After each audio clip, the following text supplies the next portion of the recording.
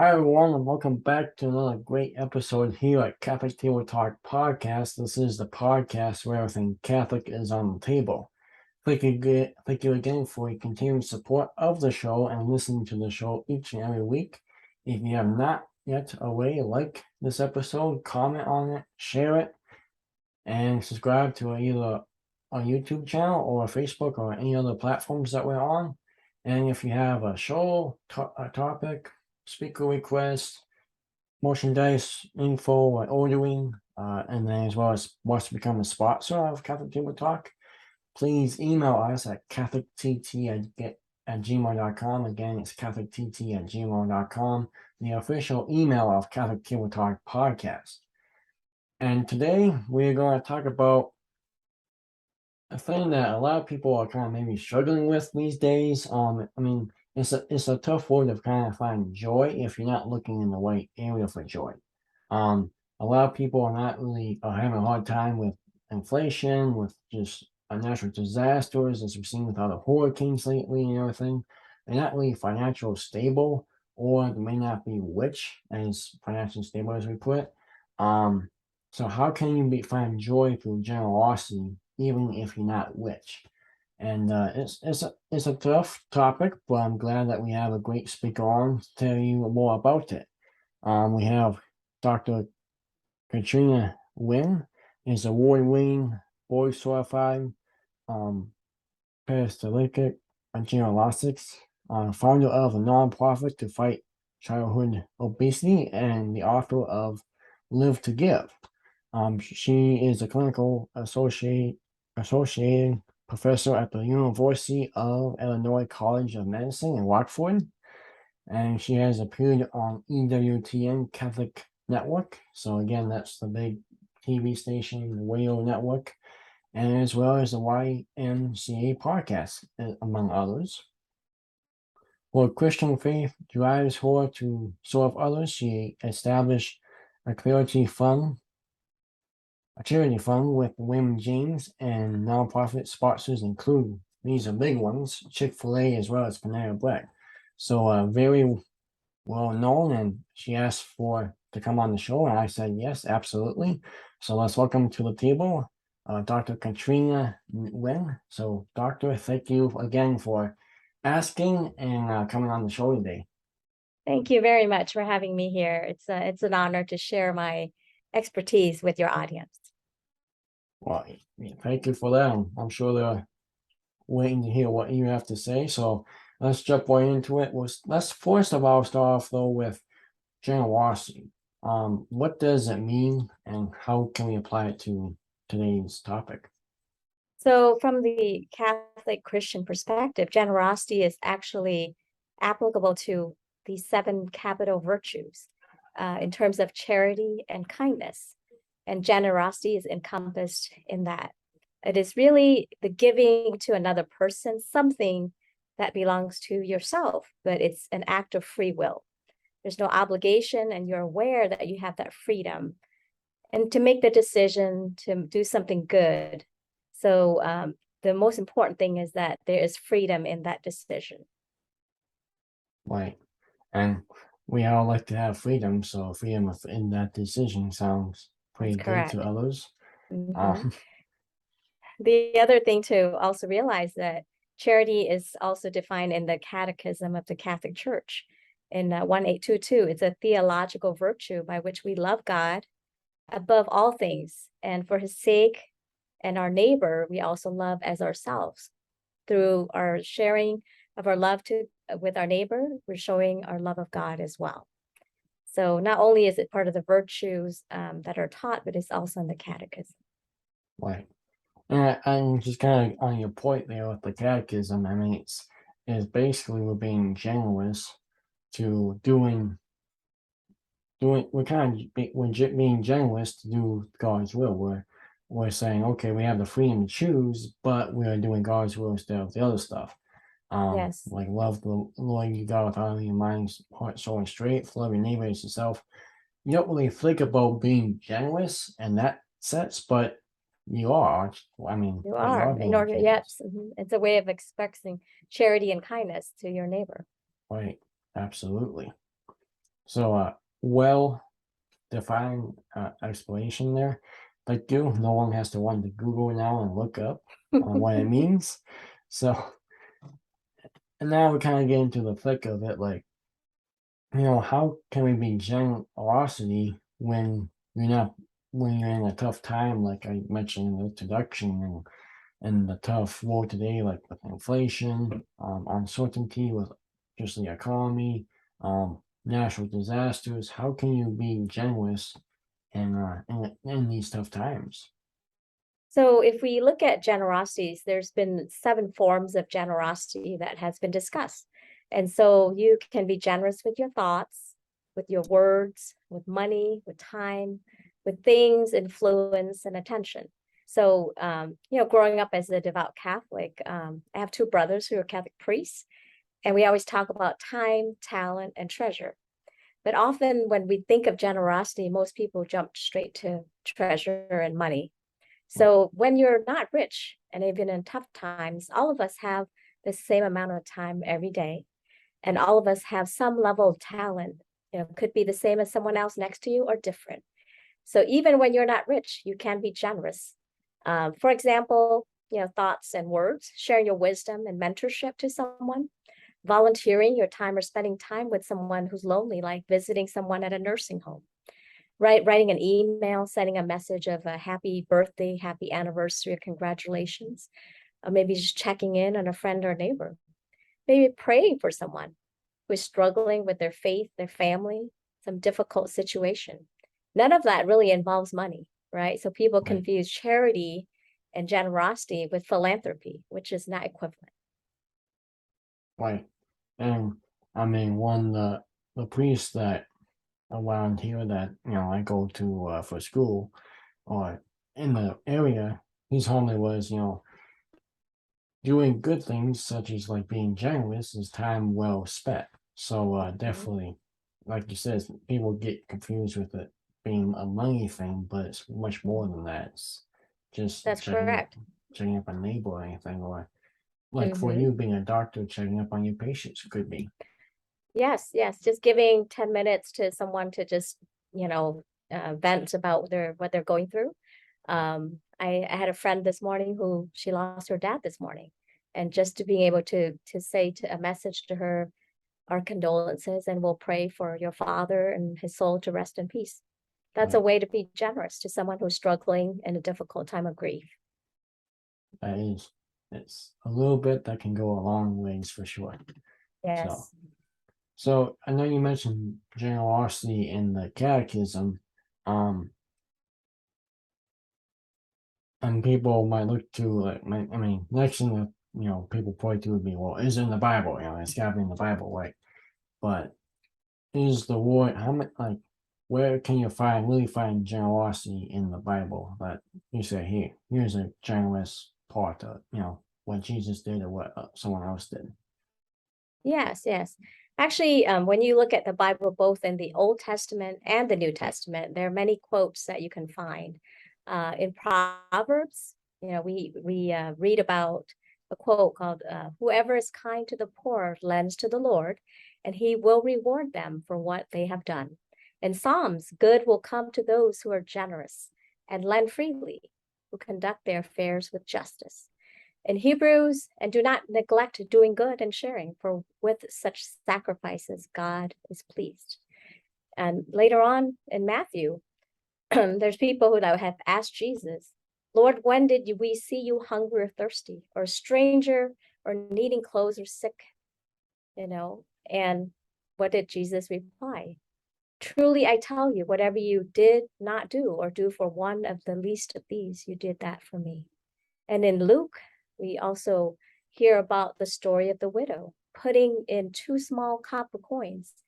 And Jesus said, truly, I say to you, this poor widow put in more than all of them. So those are just some examples. I read a lot about Fulton Sheen, and Fulton Sheen, the venerable Archbishop Fulton Sheen once said that when we measure generosity, we shouldn't measure how much we're giving, but how much we have left. And that's quite consistent with the story of the widow in the Bible. No, that definitely is. That definitely is for sure. I like that story. And that's a good one to go to for generosity, as well as you know, putting clothes on people and all that too. Like you said that before. Those are probably Mhm, my two go to for that. So thanks for mhm. uh knowing that for us. Can I just throw in a question here for you? Um, like when you just think of generosity as a whole, and you, like you said, you're a professional, like you said, just talk to people and give them, comfort in times of need. Um, how do you go about being generous day to day at your job? I think that if you desire to have kindness in your heart towards someone, you're basically waking up every day, just having gratitude, being able to express gratitude. When you have gratitude, you tend to be more generous, and that increases joy and decreases burnout, in your life and in your career. So gratitude and generosity go hand in hand. So if you try not to kind of complain about your situation, but just look at blessings, that will translate much more towards giving than not. Like, absolutely, that's a great point there. So, I mean, in that point too, getting back on track is you mentioned waking up with, um, kind heart towards everyone and starting a new day new, like we always like to hope to do, and everything. But why is it so difficult? I, truly I believe in my personal thought anyway, is that we all have a freedom and it's easier not to be generous. We just kind of, even when it comes to holding the door for people, we just kind of walk in and close it behind us. But why is it so difficult to be um generous if you? It doesn't matter if you're poor or poor in spirit or where. Why is it so difficult that we don't really do that? I think part of it is the pressures of society of accomplishing and really owning and getting more and being just really selfish, right? So we have to kind of fight that the forces of our society that does not encourage selflessness. It really kind of, you know, people don't win on like, gosh, it's measured like achievements, right? How many things you own, what you've accomplished. So a lot of people focus on what can they do for themselves versus thinking about how can I help somebody else be successful or even just to get out of poverty. So that's a challenge. I think, probably 30 years ago, the pressures in society was different. People weren't always fast paced on what's the next thing they can own or achieve or comparisons of yourself to your neighbor. I think it's very, very different now. And especially amongst young people, there's less emphasis on selflessness. And that's one of the reasons why I wrote my book, Live to Give, is I really want to inspire people to know that it doesn't matter if they're rich or not. There's ways that they can, look outward from themselves and to help other people. I think that's really important as a way to combat the way that society is right now. Right. Oh, that's a great point. And I'll have, if it's all right, we'll put the link down for your book and everything at the bottom so people can go find that if they want it. Um, I guess I'll throw out just another question then. Like, just kind of the way society is, like you mentioned, and everything, and how kids are. Um, Maybe if you're a parent right now, if you're listening to this and you wish your child could be more generous and, they're on the phone all day, they don't do anything else, or, not really generous at school. Um, so I'm just throwing this out there again. Mhm. What could you do if you're that parent? What could you do to help make your child more generous? It's funny you asked that because someone else has asked that recently as a parent who had a son. Really? And I think that generosity is something that a child, or a younger person needs a role model. So if you're surrounded by adults who role model volunteerism and giving of their time and their talent and treasures, if you grow up around that environment of giving, you're more likely to raise children and future adults to be more generous. So I think as a family, for instance, identifying something perhaps around the holidays that you can do together, go to the soup kitchen, go volunteer at a homeless shelter, maybe put together blessing bags for the homeless, go visit a nursing home, sing some carols, find something that you can do as a tradition. It's a very helpful tradition as a family where you're actually looking outside of yourself and giving back. And maybe from the holiday tradition, develop other times throughout the year.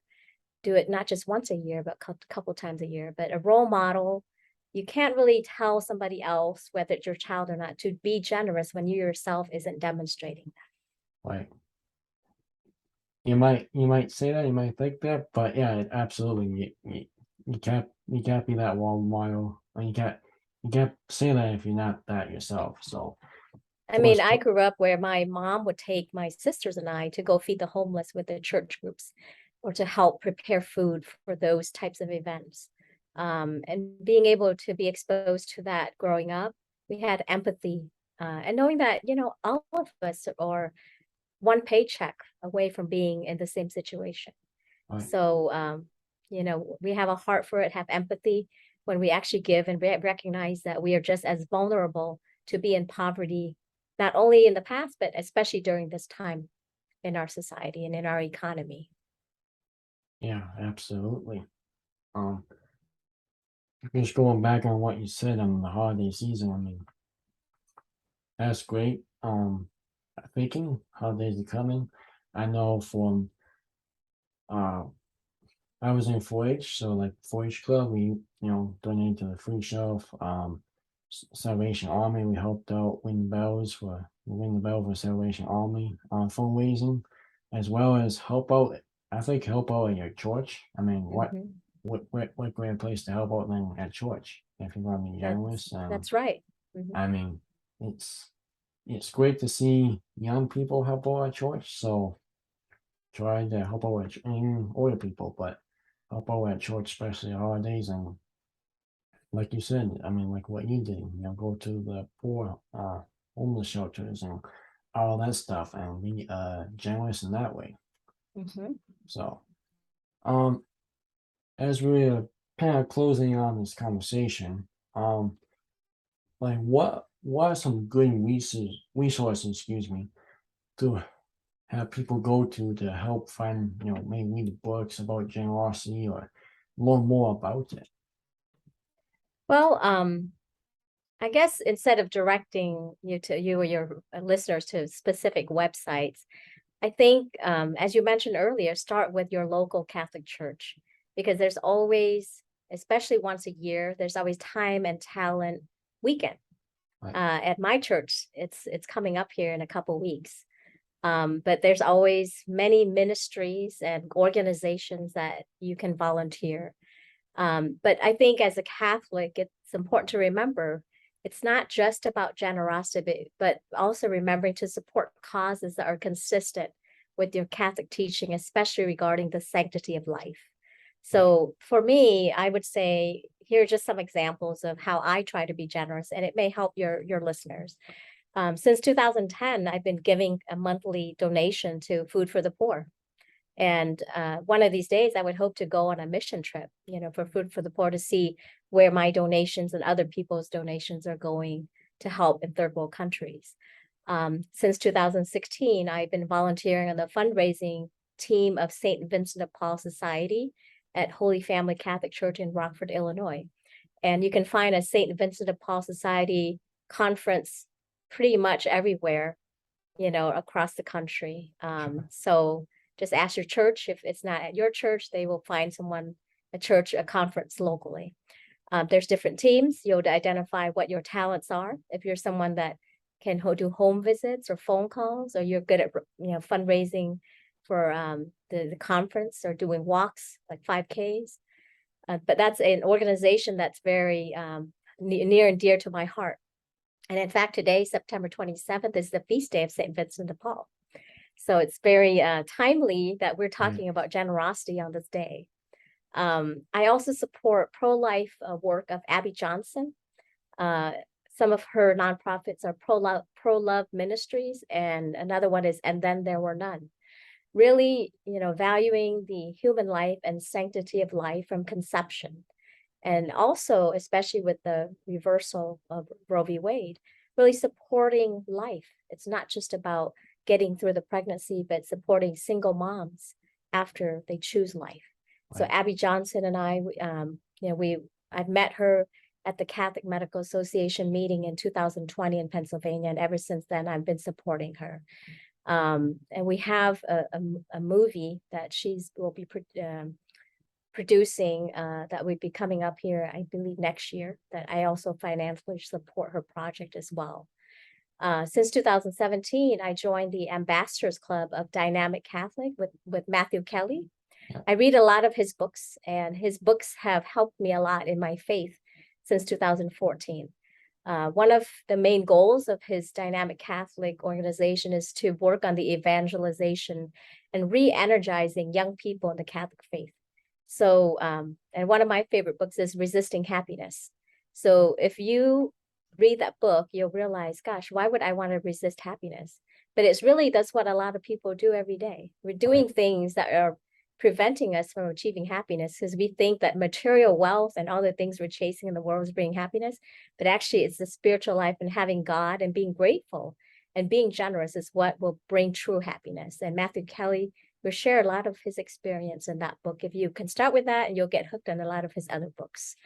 And I'm also a member of the Catholic Medical Association in Rockford and nationally. And I am a doctor for My Catholic Doctor. It's one of the few truly, authentically pro-life organizations of healthcare providers. And we provide telehealth and also in-home visits as well. These are two organizations I donate to annually to support authentically Catholic healthcare. So again, these are just some examples, but it's really finding causes and organizations that are not only to be generous to, but is consistent with the teachings of the Catholic faith. Right. Well, thank you for sharing all that with us. I know you sent the email of that, and I was really blown away by all that you do. So, God bless you and thank you for that.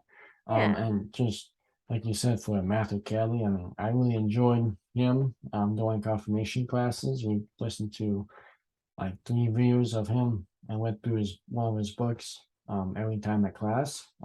So I really enjoy him as well. And of course, Abby Johnson, another great person and whole projects to fund as well. I would just mention on the like donating to all organizations and nonprofits and everything.